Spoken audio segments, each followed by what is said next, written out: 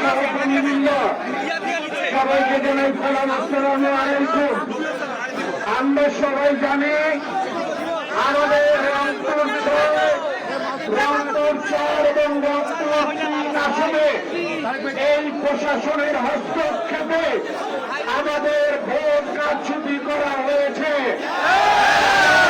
রংপুর 6 আসনের ক্ষেত্রে তারা বিভিন্ন প্রক্রিয়ায় তারা ভোট চুরি করে তারা অন্য প্রার্থীকে ঘোষণা করেছে।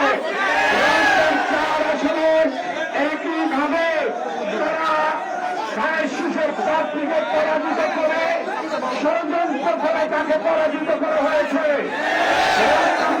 আসনে প্রতিটা ব্যালট বান্ডিলে 120 টাকে 100টা এবং 80টাকে 100টা করা হয়েছে।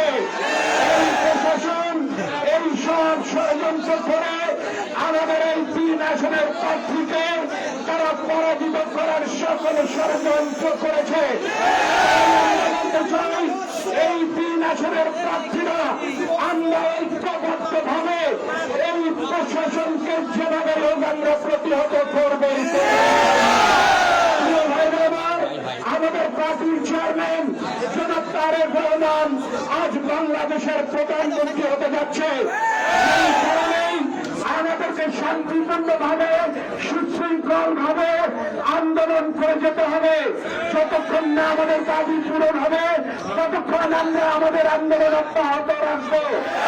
এই কারণে সবাইকে মনে রাখতে হবে আমাদের যেহেতু সরকার, সেই কারণে আমরা সুশৃঙ্খল ভাবে কর্মসূচিগুলো পালন করব। আপনারা সবাই সুশৃঙ্খল থাকবেন। যতক্ষণ না আমাদের দাবি পূরণ হবে ততক্ষণ আমাদের আন্দোলন অব্যাহত থাকবে এবং আমরা জনগণকে সাথে নিয়ে এই দাবিগুলো পূরণ করব। এখন আমরা 3 জন প্রার্থী এই ডিসি সাহেবের কাছে আমাদের দাবি দেওয়া পেশ করবো। তার আগে আমি সাইফুল ইসলাম রংপুর জেলা বিএনপি এবং রংপুর শহর প্রার্থীটাকে কিছু করার জন্য আহ্বান করছি।